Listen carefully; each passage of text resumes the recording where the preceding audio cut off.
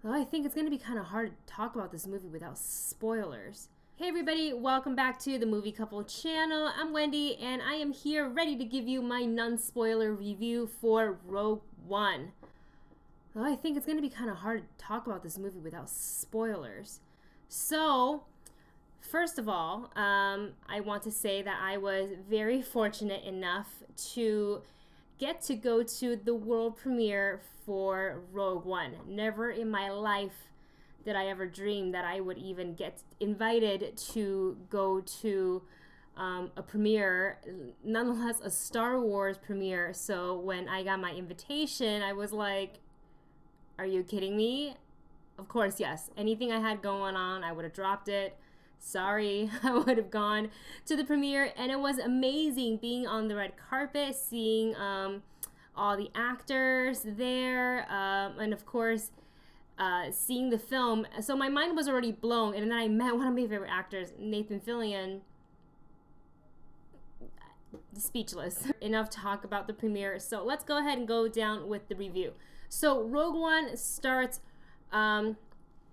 with Galen Erso, who is basically like if you read Catalyst, he studies the kyber crystals, and the Empire wants him to further do his research and help them complete the big battle station, aka the Death Star, and that's where kind of the story begins, and it progresses with his daughter Jyn Erso and her adventure on getting the plans for the Death Star. So you guys already know this because you watch Collider and Jedi Council and you do your research on movies. So this movie I wholeheartedly loved. I loved it. My expectation was pretty high going in, especially having read Catalyst. I felt like I was already attached to characters like Galen, like Orson Krennic, like Jyn Erso. And so walking in, I kind of felt like I already knew these characters, and that I've been on this adventure with them. So to see them progress through the movie was pretty amazing. Each character that we meet in Rogue One are, for the most part, brand new characters that we never met before. And I love every single one of them. Donnie Yen's character, I'm trying to pronounce it correctly. I think I've been saying it wrong. Chirrut Imwe. So let me know in the comment section if that's incorrect. But he is amazing. K2SO is amazing. Cassian is every single person you grow fond of. You have this attachment to.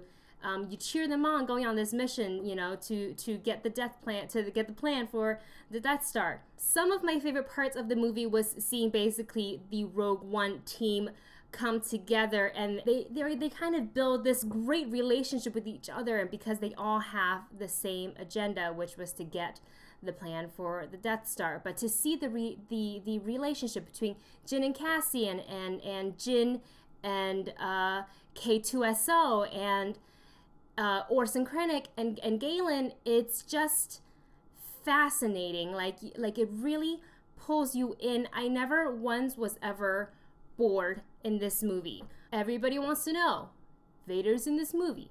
How much? Well, because this is a non-spoiler review, I can't tell you exactly how much he was in the movie, but I will say you are going to be satisfied with his parts in the movie, and I think he's in it just the right amount. My favorite character from the movie is K2SO, voiced by Alan Tudyk, and I feel that he was just the heart of the film. There was a lot of great humor with him and various cast members, and it's well-rounded when he bridges the relationship with Cassian and Jyn, and like I said earlier, the humor, it all just kind of comes together with K2SO, which is kind of funny because he's not in human form. There is no, you can't see any sort of emotion in his face, but just by his movement and Alan Tudyk's voice acting, he really brought this character so much to life. In fact, I went out after the movie and bought a pop of K2SO, so that's how much I liked him. What I really liked about this movie is that each act got better and better and better, and it leaves you at such a high note at the end of the movie. I felt like I was at a football game cheering my team on. They've scored just another touchdown, and this is how this movie ends, on a high note, and I love it. I mean, the entire theater was screaming I can't even talk about what the final scene is because spoilers. So I promise you, if you come back for the non-spoiler review, we're going to be able to talk about it, Dustin and I, openly. But you guys, that final scene. So while I love this movie, I can't say that there weren't any problems in it. The first one I want to talk about is, and I don't consider this spoiler because I feel like this was already talked about on social media and on Movie Talk. So this movie, Kathleen Kennedy came out and said publicly that there was not going to be a crawl. Initially, I was like, well, that's no big deal. This is very much a standalone movie. They said it so. This is going to be a one-off. There's not going to be a sequel to Rogue One.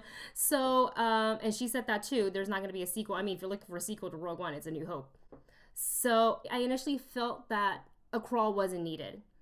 And after the movie, I kind of sat back and I thought about it after the excitement wore off a little bit. And I thought, you know, I think the crawl, if it was there, it would have helped with a lot of the exposition that was needed before, just like before episode 4, 5, and 6, it was needed in the film. I think it would have taken care of the base storyline of Galen Erso, and especially for those who don't have the time to read Catalyst before this movie, I thought a crawl would have been really, really helpful, and it was definitely missed. And I feel like moving forward, for any other Star Wars anthology movie, just put the crawl in there. I really think it helps. The other problem I had with it was pacing, especially in the first act.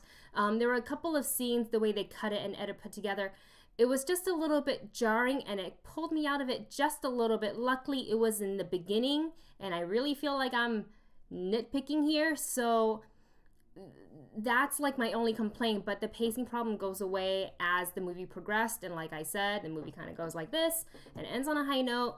So the pacing problem for me personally was just towards the beginning of the movie. And the last thing I want to say is, and I feel like I'm nitpicking again, but I feel like this movie, you will love it if you are a Star Wars fan. If you are just a casual moviegoer or a casual Star Wars enthusiast, you may not love it as much. In fact, you might be a little bit confused because this movie has so many great Easter eggs and references to the original trilogy. And if you haven't watched it a lot of times to know these references and Easter eggs, you are going to be feeling a little bit left out when the rest of the crowd is laughing. You're kind of like, I don't understand that. And my fear is that people are going to be turned off by that. There is a lot of fan service in there in a good way. I thoroughly enjoyed it. I loved every Easter egg I was able to spot in there. I'm sure there's some that I missed. But I just fear that people will watch, like newer Star Wars fans are just like, just okay. And I don't want that because I love this movie so much. So let's get on with scoring this movie. This movie was so well done. It's through and through a war movie. There was excitement, there was laughter, there was great references, the callbacks to the original trilogy. And it it got me so excited that I came home after the premiere the next day. I watched episode 4, 5, and 6 all over again. And I even want to say I like this movie more than I did The Force Awakens, and I loved that movie. So my score for this movie is 9 out of 10. So you guys, that's it for me. Go ahead and comment your thoughts below. If you already saw the movie, if you're one of the lucky ones that got to see the movie, what did you think? Please, please, please don't put spoilers in the comment section. You can go ahead and put spoilers in the spoiler review that Dustin and I will do after we both see the movie together. And that's it. All right, guys, thanks so much for joining me on this review. I hope you enjoyed it, and I will see you in the next video.